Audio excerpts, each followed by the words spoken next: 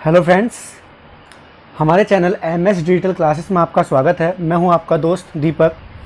आज हम बात करने वाले हैं दोस्तों सीटेट जो एग्ज़ाम होने वाला है जुलाई में, उसके हम कुछ प्रीवियस जो एक ईयर्स में जो एग्ज़ाम हुए हैं हम उनको डिस्कस करने वाले हैं। तो इसकी हम एक पूरी ही सीरीज़ शुरू करेंगे। तो आज हम क्या करेंगे, आज जो पेपर हुआ था दिसंबर 2019 मतलब दिसंबर 2019 में जो पेपर हुआ था शिफ्ट 1 का, ठीक है दोस्तों, आज हम उसको डिस्कस करने वाले हैं। इसका हम डिस्कस करेंगे पहले जो बाल विकास एवं शिक्षा शास्त्र वाला पार्ट है, ठीक है दोस्तों। तो इसके लिए क्या करेंगे आप, जो है सबसे पहले तो आप ये कीजिए कि अगर आप हमारे चैनल पर नए हैं तो प्लीज़ चैनल को सब्सक्राइब जरूर कर लीजिए, ताकि जो सीरीज़ हम चलाएंगे प्रीवियस ईयर पेपर की उसका एक भी वीडियो आपके हाथों से ना छूटे, ठीक है। तो चलिए शुरू करते हैं। अगर हम देखें पहले क्वेश्चन को, पहला क्वेश्चन क्या है, भारत के अर्जन एवं विकास के लिए सर्वाधिक संवेदनशील अवधि कौन सी है। ठीक है, क्या पूछा गया है, भारत के अर्जन एवं विकास के लिए सर्वाधिक संवेदनशील मतलब जो मोस्ट क्रिटिकल पीरियड होता है वो क्या होता है।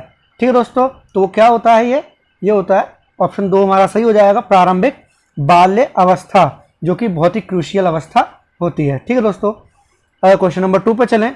तो पूछा गया है कि निम्न में से कौन सी लॉरेंस कोलबर्ग के द्वारा प्रस्तावित नैतिक विकास की एक अवस्था है।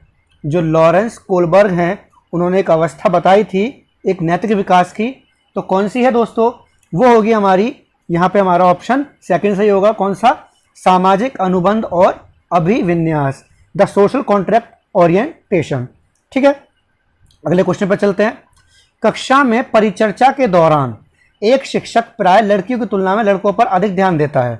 ध्यान सुनिएगा कि क्लास में जो टीचर है वो बॉयज़ पर ज़्यादा ध्यान देता है, लड़की और गर्ल्स पर ज़्यादा ध्यान नहीं देता। यह किसका उदाहरण है, तो आपको अच्छी तरह पता है किसका उदाहरण होगा दोस्तों, ये होगा जेंडर पक्षपात मतलब जेंडर बायस का। क्वेश्चन नंबर 4 पर चलते हैं। बच्चों में जेंडर रूढ़िवादिता एवं जेंडर भूमिका अनुरूपता को कम करने के लिए निम्न में से कौन सी पद्धति प्रभावशाली है। तो हमारा सही ऑप्शन होगा दोस्तों जेंडर पक्षपात के बारे में परिचर्चा, मतलब इसके बारे में हमें चर्चा करनी चाहिए। ठीक है, तो आपसे मेरा अनुमोदन है कि प्लीज़ वीडियो को पूरा देखिएगा, ताकि आपको जो पिछले वर्षों में जैसे क्वेश्चन आए हैं ताकि उनके बारे में आपको पता चल सके, क्योंकि एग्ज़ाम बहुत ही नज़दीक है। ठीक है दोस्तों, अगला क्वेश्चन है, निम्नलिखित में से किस मनोवैज्ञानिक ने बच्चों को ज्ञान के सक्रिय जिज्ञासु के रूप में देखते हुए उनके चिंतन एवं सामाजिक एवं सांस्कृतिक विषय वस्तु के प्रभाव को महत्व दिया है। ध्यान दीजिए, सामाजिक व सांस्कृतिक विषय वस्तु पर ध्यान दिया है। ठीक है दोस्तों, तो किस पर ध्यान दिया है, ये दिया था लेव वायगोट्स्की ने। आगे चलते हैं प्रश्न नंबर 6 पर। प्रश्न नंबर 6 है दोस्तों, जिगसॉ पहेली को करते समय 5 वर्ष की नज़मा स्वयं से कहती है कि नीला टुकड़ा कहाँ है, नहीं यह वाला नहीं है, गाढ़े रंग वाला जिससे यह जूता पूरा बन जाएगा। तो इस प्रकार की वार्ता को वायगोट्स्की ने किस प्रकार संबोधित किया है। तो किस प्रकार संबोधित किया दोस्तों, ये किया है व्यक्तिगत वार्ता के रूप, मतलब पर्सनल जो है स्पीच, प्राइवेट स्पीच है उसके बारे में। ठीक है दोस्तों, आगे चलते हैं हम प्रश्न नंबर 7 पर। बच्चों को संकेत देना तथा आवश्यकता पड़ने पर सहयोग प्रदान करना मतलब उनकी हेल्प करना निम्न में से किसका उदाहरण है। मतलब उनको जो है संकेत देना है, उनको हेल्प करना है, तो किस चीज़ का उदाहरण है दोस्तों, ये है ढांचा मतलब स्कैफोल्डिंग का उदाहरण है। आगे चलते हैं प्रश्न नंबर 8 पर। प्रश्न नंबर 8 क्या है, निम्नलिखित व्यवहारों में से कौन सा जीन पियाजे द्वारा प्रस्तावित मूर्त संक्रियात्मक अवस्था को विशोषित करता है। ठीक है दोस्तों, तो जो जीन पियाजे हैं उनके द्वारा जो प्रस्तावित है उसको हमें बताना है। तो कौन सा हमारा ऑप्शन सही होगा दोस्तों, वो होगा संरक्षण कक्षा समावेशन मतलब कंजर्वेशन और क्लास इंक्लूजन। ठीक है दोस्तों इसकी पीडीएफ, इस पेपर की पीडीएफ मैं डिस्क्रिप्शन बॉक्स में डाल दूंगा, तो आप वहां से भी डाउनलोड कर सकते हैं और इसकी आंसर की भी मैं उसमें डाल दूंगा। ठीक है दोस्तों, तो अभी मैं आपको पेपर 1 जो होगा उसका शिफ्ट 1 का पेपर दूंगा, पेपर 2 और शिफ्ट 2 का पेपर है, या शिफ्ट 2 का पेपर 1 का जो शिफ्ट 2 पेपर होगा वो मैं आपको नेक्स्ट वीडियो प्रोवाइड जरूर कर दूंगा। तो आप हमारे चैनल को सब्सक्राइब जरूर कर लीजिएगा, ताकि आपके हाथों कोई भी जानकारी ना छूटे। अगर आपको वीडियो पसंद है तो लाइक भी जरूर करना है आपको, ठीक है ना, और जल्दी से शेयर कर दीजिए इसको, ताकि आपके सभी दोस्तों को भी इसकी सभी अच्छी जानकारी मिल सके। चलिए प्रश्न नंबर 9 है, बच्चों के संज्ञानात्मक विकास के संदर्भ में निम्नलिखित में से कौन सी पियाजे की संरचना है। तो पियाजे की संरचना पूछी है, इंपॉर्टेंट है दोस्तों, काफी बार आ चुका है। तो ये इसका जवाब क्या होगा दोस्तों, ये होगा स्कीमा। ठीक है, स्कीमा इसका सही जवाब होगा। प्रश्न नंबर 10 है, आकलन मतलब असेसमेंट का एक सही ऑब्जेक्टिव क्या होना चाहिए, सही उद्देश्य क्या होना चाहिए, प्रश्न नंबर 10 है। तो इसका सही जवाब क्या होगा दोस्तों, इसका सही जवाब होगा संबंधित अवधारणाओं के बारे में बच्चों की स्पष्टता एवं भ्रांतियों को समझना, मतलब बच्चे उसके बारे में क्या सोचते हैं। आगे है प्रश्न नंबर 11, निम्नलिखित कथनों में से कौन सा बुद्धि के बारे में सही है। तो हमें क्या करना पड़ेगा, इनको एक बार पढ़ना होगा। बुद्धि एक निश्चित योग्यता है जो जन्म के समय निर्धारित होती है।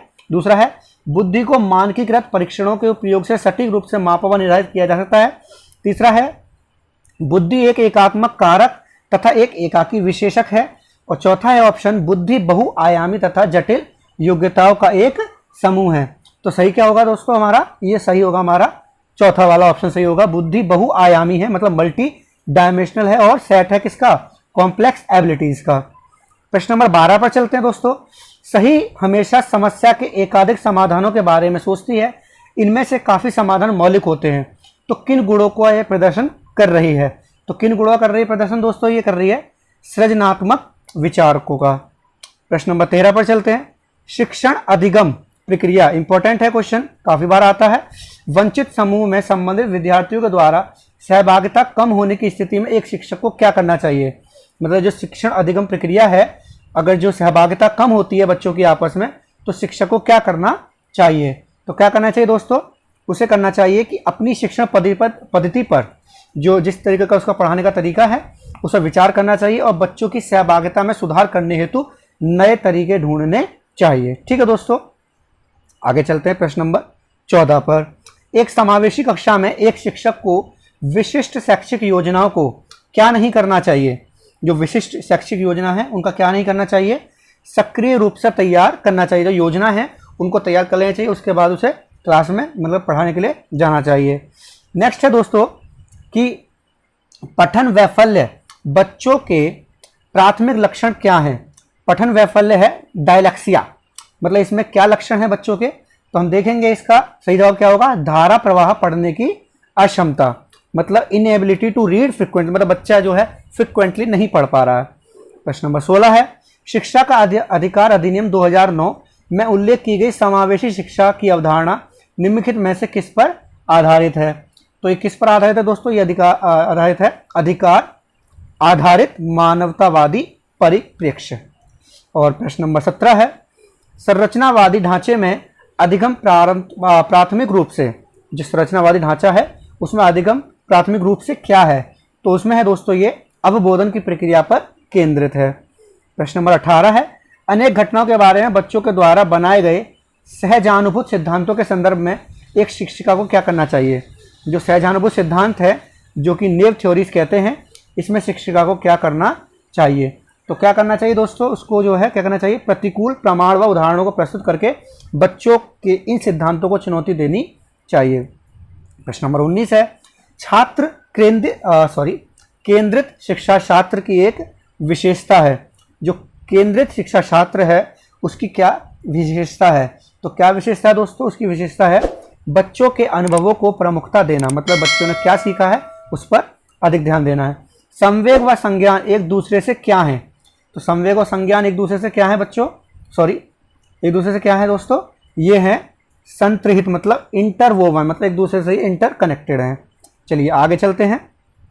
प्रश्न नंबर 21 पर, संरचनावादी सिद्धांतों के अनुसार अधिगम के बारे में निम्नलिखित में से कौन सा सही है। जो अधिगम है उसके बारे में सही कथन हमें बताना है।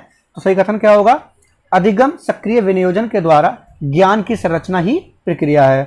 प्रश्न नंबर 22 है, विद्यार्थियों को स्पष्ट उदाहरण एवं गैर उदाहरण देने के क्या परिणाम होते हैं। मतलब उदाहरण देना और उदाहरण ना देना, इसके क्या परिणाम होते हैं। तो इसके परिणाम क्या होते हैं दोस्तों, परिणाम होते हैं अवधारणात्मक परिवर्तनों को प्रोत्साहित करने के लिए यह प्रभावशाली तरीका है। चलिए प्रश्न नंबर 23 पर चलते हैं। बच्चों को अधिगम गतिविधियों में भागीदारी करने के लिए लगातार पुरस्कार देना व दंड का प्रयोग करने से क्या प्रभाव पड़ता है। मतलब लगातार उसको पुरस्कार देता है, मतलब उसने जो अच्छा कार्य किया तो पुरस्कार देना, गलत कार्य किया तो दंड देना, तो इसका बच्चे पर क्या प्रभाव पड़ेगा। तो क्या प्रभाव पड़ेगा दोस्तों, अधिगम में बच्चों की स्वाभाविक अभिरुचि व जिज्ञासा कम होती है। मतलब जो अभिरुचि है, मतलब भागीदारी करने के लिए बार बार उसको प्रोत्साहित करना है, तो उससे उसकी रुचि कम होती जाती है, जिज्ञासा कम होती जाती है। प्रश्न नंबर 24 है, निम्नलिखित में कौन सी प्रथाएं सार्थक अधिगम को बढ़ावा देती हैं? तो एक से ज़्यादा हमारे ऑप्शन सही हो सकते हैं यहाँ पे। तो किस चीज़ को बढ़ावा देती हैं? किसको? सार्थक अधिगम को। सार्थक अधिगम मतलब प्रैक्टिस ऑफ प्रमोट। ठीक है दोस्तों, तो क्या होंगे मीनिंगफुल लर्निंग के क्या उदाहरण होंगे? यहाँ पर होंगे दोस्तों, हमारा ऑप्शन सेकंड सही होगा। सेकंड और थर्ड हमारे सही होंगे। सहयोगात्मक अधिगम, पर्यावरण और सतत एवं समग्र मूल्यांकन। चलिए 25 नंबर प्रश्न है, शिक्षक बच्चों की जटिल अवधारणाओं की समझ को किस प्रकार सहज कर सकते हैं? जो जटिल कंसेप्ट्स हैं उनको किस तरीके से वो सहज कर सकते हैं? तो कैसे कर सकते हैं दोस्तों? ये कर सकते हैं अन्वेषण एवं परिचर्चा के लिए अवसर उपलब्ध करके, मतलब बच्चों को जो डिस्कशन के लिए एक ऑफर देकर, मतलब उनको अलाउ करके। प्रश्न नंबर 26 है, एक प्राथमिक विद्यालय की अध्यापिका बच्चों को एक प्रभावशाली समस्या समाधानकर्ता बनने के लिए किस प्रकार से प्रोत्साहित कर सकती है। तो जो प्राथमिक विद्यालय की जो अध्यापिका है वो बच्चों को किस प्रकार से समाधानकर्ता बनाने के लिए प्रोत्साहित कर सकती है या बनने के लिए प्रोत्साहित कर सकती है? तो इसका सही ऑप्शन क्या होगा दोस्तों? इसका सही ऑप्शन होगा हमारे पास जो है यहाँ पर बच्चों को सहजानुभूत अनुमान लगाने के लिए प्रोत्साहित करके तथा उसी पर आधारित विचार मंथन करके। ठीक है दोस्तों। और प्रश्न नंबर 27 है, निम्नलिखित अवधि में से किसमें शारीरिक वृद्धि तथा विकास तीव्र गति से होता है? मतलब शरीर का विकास और जो विकास है, शारीरिक वृद्धि और जो विकास है वो तीव्र गति से होता है, वो किस अवधि में होता है? तो किस अवधि में होता है दोस्तों? ये शैशवावस्था और प्रारंभिक बाल अवस्था में ही होता है, उसके बाद इतनी स्पीड से नहीं होता है। चलिए प्रश्न नंबर 28 है, निम्नलिखित में कौन सा विकास का सिद्धांत है? तो विकास सिद्धांत है, विकास सार्वभौमिक है एवं सांस्कृतिक संदर्भ में से प्रभावित नहीं करते। और प्रश्न नंबर 29 है, वैयक्तिक विभिन्नताओं का प्राथमिक कारण क्या है? जो विभिन्नता है उनका प्राथमिक कारण क्या है? तो प्राथमिक कारण है दोस्तों उसका आनुवांशिकता एवं पर्यावरण के बीच जटिल पारस्परिक क्रिया। और आखिरी प्रश्न है प्रश्न नंबर 30, निम्नलिखित में से कौन सा द्वितीयक सामाजिकरण एजेंसी का उदाहरण है? जो कि सेकेंडरी सोशलाइजिंग एजेंसी का उदाहरण है। तो क्या है दोस्तों इसका उदाहरण? वो होगा विद्यालय एवं मीडिया। ठीक है दोस्तों, आई होप आपको ये प्रश्न काफ़ी हेल्पफुल होंगे। अगर आपको ये वीडियो पसंद आया तो प्लीज़ वीडियो को लाइक जरूर कर दीजिएगा और हमारे चैनल को सब्सक्राइब जरूर कर लीजिएगा, ताकि हम जो नेक्स्ट वीडियो अपलोड करेंगे इसके नेक्स्ट पार्ट का या जो शिफ्ट 2 का या फिर जो भी जूनियर का, तो उसका आपको जो वीडियो का नोटिफिकेशन तुरंत मिल जाए। ठीक है दोस्तों, अगर आपको कोई कन्फ्यूजन है किसी प्रकार का तो आप मुझे कमेंट करके पूछ सकते हैं, या किसी तरीके का आपको मटेरियल चाहिए तो कमेंट करके मुझे बता सकते हैं। कोई PDF चाहिए, कोई प्रीवियस पेपर चाहिए तो प्लीज़ हमें ज़रूर बताइएगा, हम आपको उसको प्रोवाइड करने में बहुत ही खुशी महसूस करेंगे। ठीक है दोस्तों, गॉड ब्लेस यू, जय हिंद, जय भारत।